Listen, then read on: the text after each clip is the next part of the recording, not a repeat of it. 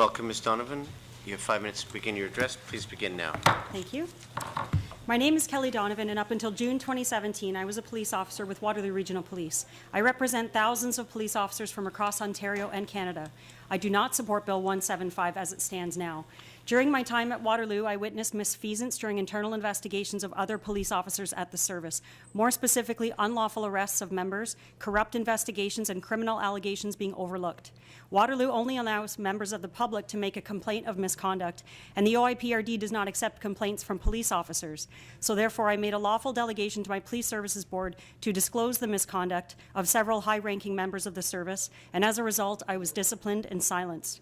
Chief Brian Larkin ordered me to have no further contact with members of the board. I was relegated to administrative duties, and I was put under investigation for 8 Police Service Act charges. There was never a complaint from a member of the public. This was the result of a chief's complaint. Over the next 14 months, I was constructively dismissed. Chief Larkin used the Police Services Act to silence me so that I could no longer disclose to the board the unethical conduct happening within the service. Following my delegation to the board, another police service was contracted to conduct an impartial review of a recent internal criminal investigation. That review was negligent and biased and is refutable evidence that when police investigate police, there is bias. During my constructive dismissal, I wrote a 93-page report citing cases that show just how systemic misfeasance is in Ontario police services and how often police chiefs and ineffective oversight bodies are able to silence police whistleblowers. This report is contained in tab A of my submission.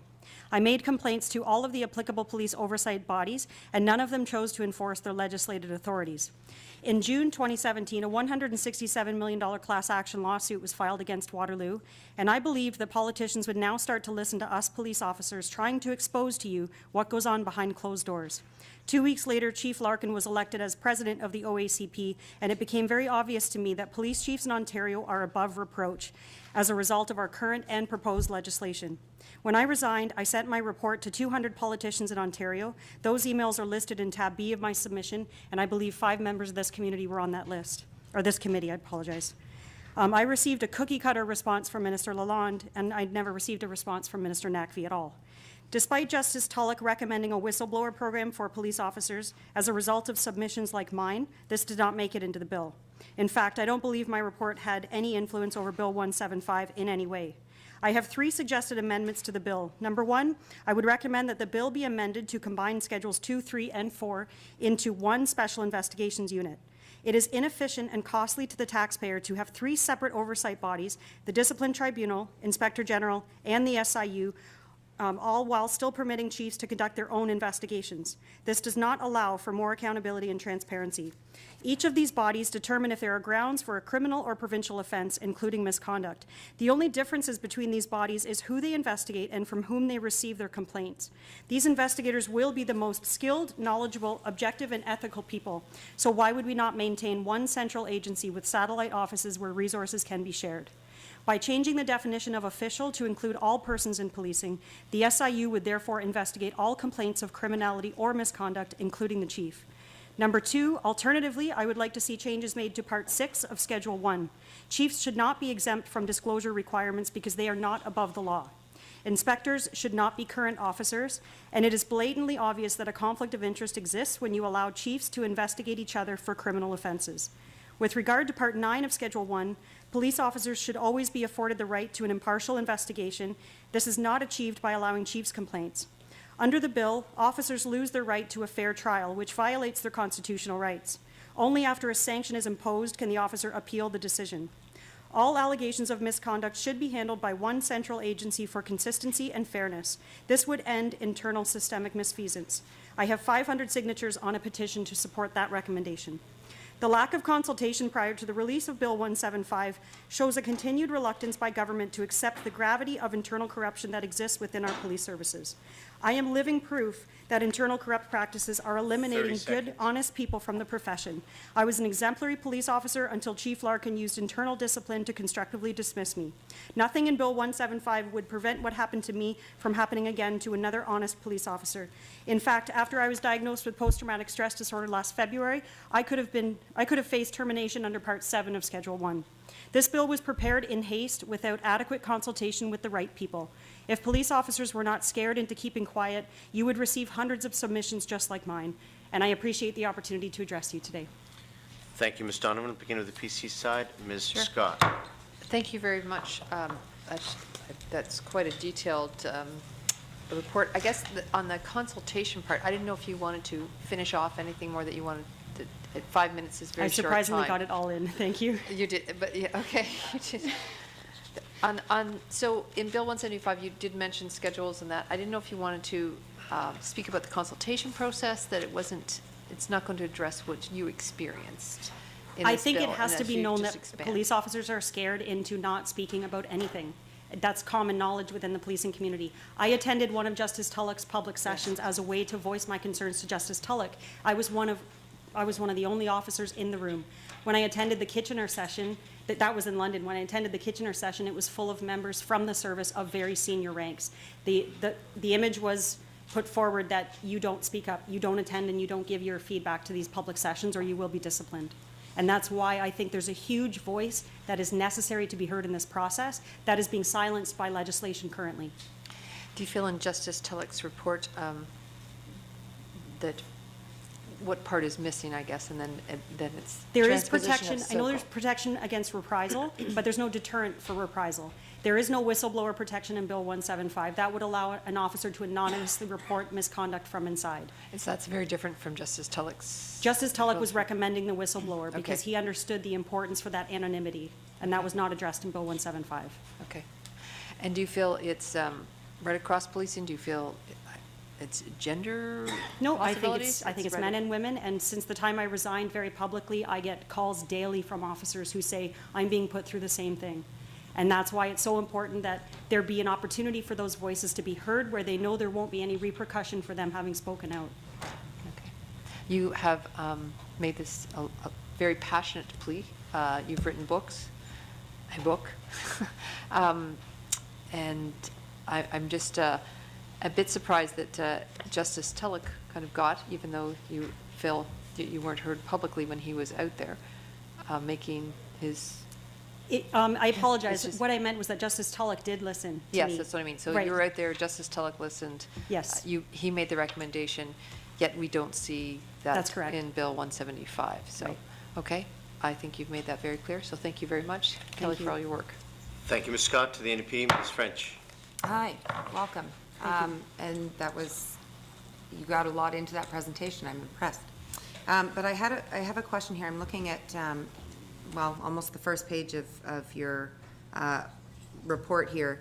I have a question. You said, no oversight body has chosen to exercise their legislative authority and investigate.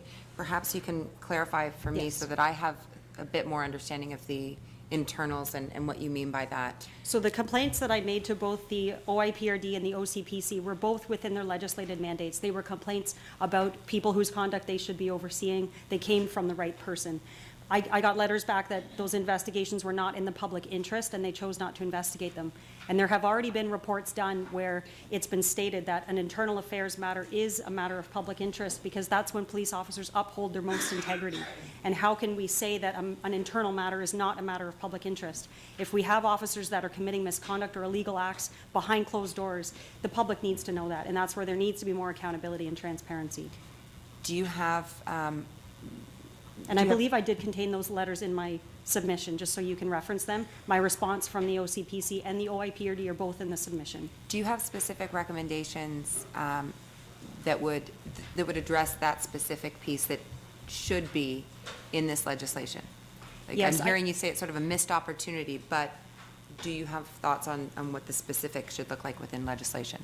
I believe there can't be any persons in policing that receive any type of immunity. I think that's where the transparency piece comes in. And if it's a matter of an issue being of public interest or not being of public interest, then there has to be a public board that is consulted, a board of representatives from the community, and ask them, is it in your interest that we investigate this matter? Because 9 times out of 10, they're going to be saying yes, where the politicians are going to be saying no. Do you have any thoughts, because as you said, you feel heard by Justice Tulloch? Yes.